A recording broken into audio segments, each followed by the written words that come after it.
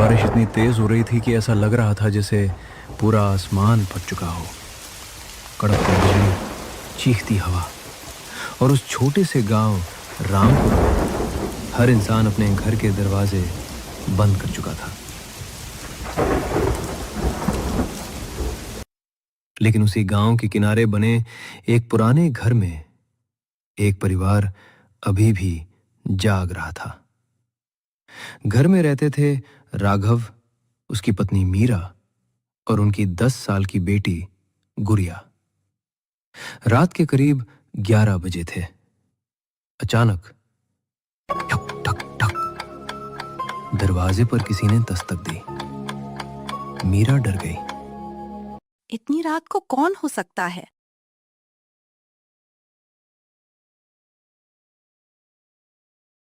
राघव ने खिड़की से बाहर झांका। बारिश इतनी तेज थी कि कुछ साफ दिखाई नहीं दे रहा था। फिर अचानक बिजली चमकी और दरवाजे के सामने एक आदमी दिखाई दिया, पूरा भीगा हुआ, काले कपड़े और हाथ में पुराना बैग। उसका चेहरा अजीब तरह से शांत था। भाई साहब, मेरी गाड़ी जंगल में खराब हो गई। क्या मैं रात भर यहाँ रुक सकता हूँ? मीरा ने धीरे से कहा। मुझे ये आदमी ठीक नहीं लग रहा। लेकिन राघव दयालु था। उसने दरवाजा खोल दिया। अंदर आ जाइए। जैसे ही वो आदमी घर के अंदर आया, पूरे कमरे का तापमान अचानक ठंडा हो गया। गुड़िया कांपने लगी। वो आदमी मुस्कुराया। मेरा नाम विक्रम है। उसकी आवाज बहुत भारी थी। मीरा ने उसे तौलिया दिया, लेकिन जैसे ही विक्रम ने अपना हाथ आगे बढ़ाया, मीरा डर गई। उसके हाथ बर्फ जैसे ठंडे थे, इतने ठंडे जैसे किसी मरे हुए इंसान के। विक्रम धीरे धीरे घर को घूर रहा था।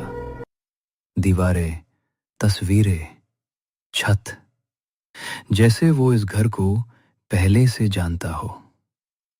फिर उसकी नजर गुड़िया पर पड़ी। वो मुस्कुराया। तुम्हारी बेटी बहुत प्यारी है। गुड़िया तुरंत अपनी मां के पीछे छुप गई। रात और गहरी होती गई। बारिश रुकने का नाम नहीं ले रही थी। मीरा ने खाने की प्लेट विक्रम के सामने रखी, लेकिन वो बस खाने को घूर रहा था। आप खा क्यों नहीं रहे? राघव ने पूछा। विक्रम धीरे से बोला, मैं बहुत सालों बाद किसी घर में आया हूं। इतना सुनते ही बिजली चली गई। पूरा घर अंधेरे में डूब गया। गुड़िया डरकर रोने लगी। राघव मोमबत्ती लेने गया, लेकिन तभी ऊपर वाले कमरे से किसी के चलने की आवाज आने लगी। ठक ठक ठक। मीरा घबरा गई। ऊपर कौन है? क्योंकि उस समय ऊपर कोई नहीं था। राघव मोमबत्ती लेकर ऊपर गया, लेकिन वहां कोई नहीं था। सिर्फ एक चीज थी, दीवार पर गीले पैरों के निशान, जैसे कोई बारिश में भीगा इंसान अभी अभी वहां खड़ा था। राघव नीचे आया। शायद मेरा भ्रम होगा। लेकिन तभी गुड़िया चिल्लाई। मम्मी, वो अंकल कहाँ गए? सबने इधर उधर देखा। विक्रम गायब था। अचानक रसोई से आवाज आई। मीरा दौड़ कर गई। वहां विक्रम अंधेरे में खड़ा था और वो खिड़की के बाहर देख रहा था। कोई हमें देख रहा है, उसने धीरे से कहा। मीरा का दिल जोर जोर से धड़कने लगा। कौन? विक्रम ने जवाब नहीं दिया, बस धीरे धीरे मुस्कुराने लगा। उसी समय बाहर से किसी और की आवाज आई। दरवाजा मत खोलना। राघव ने खिड़की से देखा। बारिश में एक बूढ़ा आदमी खड़ा था। वो जोर जोर से चिल्ला रहा था, वो इंसान नहीं है। पूरा परिवार डर गया। राघव बाहर भागा। क्या मतलब? बूढ़ा आदमी कांपती आवाज में बोला, 20 साल पहले इसी रात इसी सड़क पर एक आदमी की मौत हुई थी। उसका नाम विक्रम था। राघव के पैरों तले जमीन खिसक गई। नहीं, वो तो हमारे घर में है। बूढ़े की आंखें डर से फैल गईं। अगर वो घर के अंदर आ गया है तो सुबह होने से पहले किसी एक की मौत तय है। इतना कहकर बूढ़ा आदमी भाग गया। राघव तेजी से घर के अंदर आया, लेकिन अंदर का नजारा देखकर उसकी चीख निकल गई। पूरा घर पानी से भीग चुका था। दीवारों से काला पानी बह रहा था और विक्रम सीढ़ियों पर खड़ा था। उसकी आंखें पूरी काली हो चुकी थी। तुमने मुझे अंदर आने दिया? उसकी आवाज अब इंसानी नहीं थी।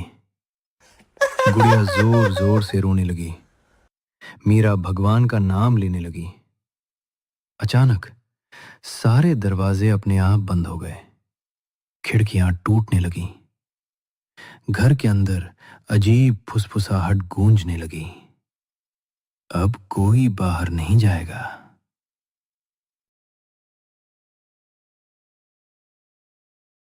विक्रम धीरे धीरे गुड़िया की तरफ बढ़ने लगा। राघव ने उसे रोकने की कोशिश की, लेकिन विक्रम ने उसे एक हाथ से दूर फेंक दिया। अब उसका चेहरा इंसान जैसा नहीं रहा था। त्वचा सड़ी हुई, आंखें काली और मुंह से काला पानी निकल रहा था। मीरा चीखी। तुम चाहते क्या हो? विक्रम अचानक रुक गया। फिर उसने धीरे से कहा, मुझे मेरा परिवार चाहिए। और तभी पूरे घर में बच्चों के रोने की आवाज गूंजने लगी। राघव ने देखा दीवारों पर परछाइयां घूम रही थीं, जैसे कई आत्माएं उस घर में कैद हों। विक्रम बोला, जो भी उस रात मुझे बचा सकता था उसने दरवाजा नहीं खोला। मैं बारिश में मर गया। अब हर साल मैं एक नया परिवार लेने आता हूं। गुड़िया डर से कांप रही थी, लेकिन तभी उसे कुछ याद आया।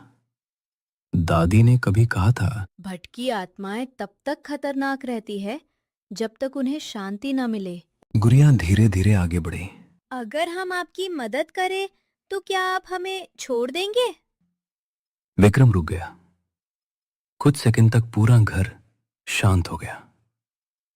फिर उसने पहली बार इंसानों जैसी आवाज में कहा, मेरी हड्डियां आज भी जंगल में पड़ी हैं, मुझे दफनाओ। अचानक बाहर बिजली चमकी और विक्रम गायब हो गया, लेकिन उसकी आवाज अब भी गूंज रही थी।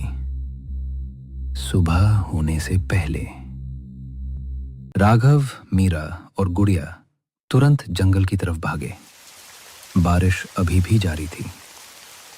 जंगल के बीच उन्हें एक पुरानी टूटी गाड़ी मिली और उसके पास मिट्टी में दबा एक कंकाल। मीरा रोने लगी। राघव ने जल्दी से गड्ढा खोदा। उन्होंने उस कंकाल को दफनाया। जैसे ही अंतिम मिट्टी डाली गई, बारिश अचानक रुक गई। पूरा जंगल शांत हो गया और हवा में एक धीमी आवाज गूंजी, धन्यवाद। सुबह हो चुकी थी। परिवार वापस घर लौटा। सब कुछ सामान्य था।